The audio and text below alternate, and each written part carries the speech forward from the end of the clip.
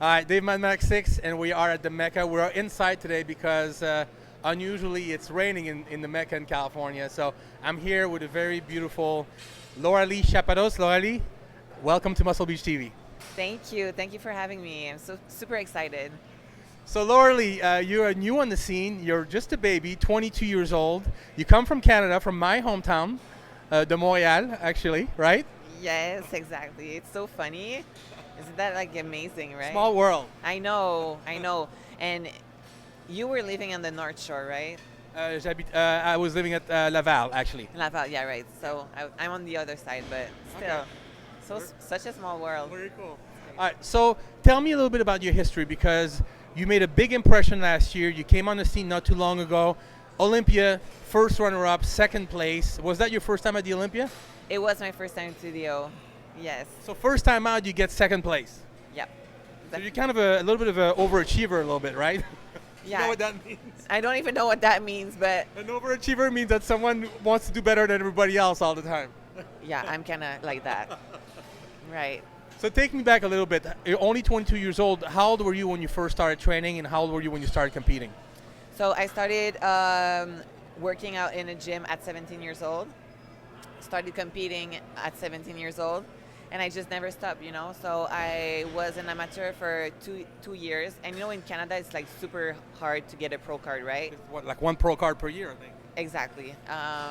So first year that I competed, I did 3 shows back to back, regional, provincial, and then national. I won first place to all of these shows, but you have to get overall to get your pro card. So I didn't had my pro card the first year I competed. So took a year off, went to the straight to the national show in August the next year So the after. Canadian Championship. Exactly, and won my pro card there. And how old were you? I just turned 19, yeah, because it was in Wow, August. so you turned pro at 19 years old. How many pro shows have you done since you got your pro status? I've done 1, 2. Okay, let me wrap this up. Okay, so first year as a pro, I did Toronto Pro. That was my pro debut, finished second. Wow. Then I did Miami Pro, then off for the year, What did you do at Miami? 5th. Okay. It was my first show in the US. I was like, okay, that's good. Yeah, of course. So in 2018, I did Toronto, won that show. Chicago won that show. Tampa won that show. I had 40 points leading to the O, and I did the O. That was my 4th show. Did China, finished first. Philippines finished second. So that's 6 shows, 7, 8, and then I just did the Arnold. So 9 shows. So you are an overachiever. So you, aside from, oh my God. So basically, you never kind of finished out of top 5. Top 5 is like, that's like unbelievable. What attracted you to fitness and bodybuilding and bikini? Why did you start competing? Did you any reason? Were you just an athlete and you like So, training? Or? I was just a normal skinny girl going to the gym and trying to remain active, and I loved the gym the first time I went there, and I started training twice a day. Did cardio in the morning, abs training in the morning, and then I would go back to do my weightlifting. So I kind of built really fast, and I was so I was reading bodybuilding on bodybuilding.com. I had this bodybuilding diet, like how to build mass, and I would eat like so many eggs and just like I didn't even know what I was doing, but I was doing it, and that's it. After this, I was training at Monster Gym. Okay. And Jeanette Delahaye, Okay. IFBB Figure Pro, Okay. she just came to me and she looked at me and she told me, oh, you should do bikini competition. I was like, okay, let's do this. I don't know what it is, but that sounds good. Honestly, like, that's what I thought about just last week. How did I got into this? And it's just like life had this plan for me, and I've never been happier. This is my passion. This is my reason. It changed my life, absolutely, and I've never once looked back. Wow. So let me ask you something. When you first started training, you said you got a lot of your information on bodybuilding.com and everything. Did you work with any coach to help you pass pro, or did you kind of do it on your own, or are you working with any coach right now? Or So I had my mentor Jeanette, Okay. who helped me, but I did everything on my own. Wow. Until the O, I did everything on my own. Wow. Yeah. So you won all those shows by yourself? Yes. Oh my God, that's awesome. Yeah, thank you. Wow. So it just kind of came easy for you, huh? It seems like. I mean, I don't want to say easy, No, but but I know what you mean. right. Like, you didn't have to struggle. no, you were made for this. I was made for this, Yeah. exactly. And I worked super hard. I mean, Of course, you have to. Yeah. I have to, but yeah, no, it was Wow. just a really fun journey. But just getting started, you know. Yes. 22 years old, you're just getting started. yes, that's the exciting part because I'll be there for a long time. You'll be interviewing me like in 10 years, and I will still be like I hope. winning shows. And I hope so. you're Miss Olympia by then. Well, there's only one spot left. So let me ask you this: did you ever, when you're 17 years old? I know when I was that age, I didn't really know what I was going to do with my life. What did you want to do? Because I'm assuming you were still going to school at the time. Did you want to do any sort of career? Did you want to do, I don't know, vet or what did you want to do for work? Did you know what you wanted to do, or did you know I'm going to get into this bodybuilding thing? I'm going to be a champion. You probably didn't know then. No, Okay. I didn't even know who I was. I mean, 17 years old, you start So young. going into bars, clubbing with your friend. But when I started weightlifting, I slowly started, okay, if I want to reach my goal today, I can't go out with my friends. And slowly I changed my surrounding. And, it wasn't super easy. That's the hard part for me because I was working and I have to bring my Tupperwares and What kind of work did you do? I was working at a restaurant, Okay, so so waitress. So yeah, and Tough. that's You tough. have no break to eat. It's like you have to eat in like 2 minutes. And you have to do it. So I was like, okay, I'm going to the bathroom and just like eat my chicken real quick. And I did some office job too, and where I had to hide myself because, judgment of others. Yeah. When you change your habits, Yeah. my parents couldn't understand that. So You talk to me about your parents. How are they feeling about you launching yourself into this crazy world of bodybuilding? At first, I'm sure they weren't too happy about it, but now seeing how well you're doing, they must be like, "Wow, okay." Now they are. Yeah. Yeah, super supportive. As long as I'm happy, that's what I made them understand, and understand also the fact that we are athletes. It's not that I'm showing off my body or it's an ego thing. Yeah. It's really about passion, and it's a sport where I challenge myself, and it really makes me happy, and that's what they see me fulfilled, and I guess that's what every parent at the end of the day wants for their kids. So you still live in Canada. You still live in Montreal. Yes. So how is that?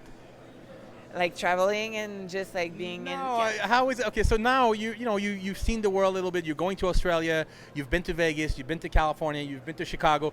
You've seen a lot of the world right now, and I know what it's like to live in Montreal. Once you start seeing what else is out there, it's hard to live there. I want to move. Okay, that's what I was getting at.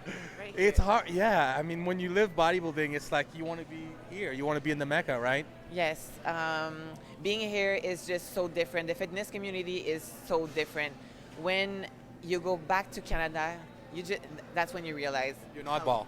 Yeah, like how it is. And I'm going to be back after Australia. I want to stay like here for another like week and, just traveling, and it's just, everything is easier here. I mean, prep The food the and food, the the people, weather. everything. Yeah. Yeah. The mentality, yeah. You fit right in over here. Do you feel welcome by the community at Goals? Do you feel welcome by everyone here? And I do. We all live for the same passion, and that's what I love about bodybuilding. We're still a small community, but we close one. yes, and we empower ourselves. It's just a very cool world where no matter what age, what color, when you love bodybuilding, and It's universal. Yeah. I think it's because once you do it for any length of time and you do it competitively, there's a certain respect that you get from when you do well at shows like the Olympia. People respect that, and even though they may not know you, you respect it because they understand how hard it is. Yes. Do you agree? Yes, I agree. Yeah. Yeah, Sure. completely. So, what is the goal for you? I mean, I'm sure getting second place at the Olympia, every show you do after that, you're a huge threat. So, going into the Arnold in Australia, what do you want to do? I mean, of course, I'm sure you want to win. That's the goal, right? Yes, when you do a show, you always train, you always eat to win. Um, so I just did the Arnold in Columbus. I finished sixth, so that's a kind of a setback for me. I'm really trying to not get like emotional about it because it had to happen. I think Why? um, you know when you learn to lose, I think you can learn to be a better champion. I didn't mean that it would. I wanted to win the Arnold, of course, but it didn't turn out. It was the first time working with a coach, and it just, bikini is a tough, it's a tough class, tough category where you have to find the right conditioning for you, but also for the lineup. And I came in, fat and skinny. I did too much cardio, but that's what so you know what you did wrong. Yes, so I know what I did wrong. So now it's about to eat and just fill out my muscle and just bring the Lauralie they had at the O. And That was a winner. yeah, you sometimes you get stuck where you want to do more, but It's counterproductive. yes. Yeah. So going to Australia, I'm gonna bring my 100% best that I can in like those 2 weeks. It's 2 weeks, I want to be realistic and don't put pressure on myself. But you're gonna see me work. I'm gonna do my 3 workouts a day if I have to. I'm just gonna do it all. Do you feel, speaking of pressure, do you feel pressure after getting second place at the Olympia that every time you compete, there's not a target, but you have to live up to that? Now everyone's talking about you. Everybody knows your name. I'm sure they're expecting you to really challenge the champion at the Olympia next year. So is that tough to live with, that kind of pressure, or? You have 2 choices. So rather it could be tough for you and you just crawl under that pressure, or you take that pressure and just it lifts you up and it inspires you. Every day I receive DMs that I made this girl go back to the gym, or this girl wants to compete again. And all of these little things adds up, and I'm like, okay, they're looking at me, they're awaiting something from me, but that inspires me to be my best self every single day. So That's a good answer. I like it. So you basically take the pressure, but you turn it to a positive to fuel you to be even better. exactly. Yeah, that's awesome. That's awesome. You're from Montreal, so your native language is French. So I would like you to say something in French to all your fans back home, parce que je pense que c'est super cool pour eux de les voir, te voir ici à Venise. Tu fais si bien à l'Olympia et puis t'es une réussite alors ici. Alors tu veux dire quelque chose pour tes fans canadiens? Oui, c'est fou parce qu'on a tout le temps eu cette espèce de notion-là que les Canadiens, ils pourraient pas percer dans ce sport-là, puis que c'était comme vraiment seulement aux États-Unis, puis que c'était aux États-Unis que c'est gros. C'est vrai qu'ici, c'est vraiment plus gros, c'est plus mainstream, mais tout le monde peut réussir. Je veux dire, c'est pas parce que tu es Canadien, c'est pas parce que tu es noir, blanc, chinois, peu importe. C'est ça le bodybuilding que j'essaie d'expliquer, c'est que si tu aimes faire ce sport-là et que tu le fais pour toi, il n'y a pas de limite.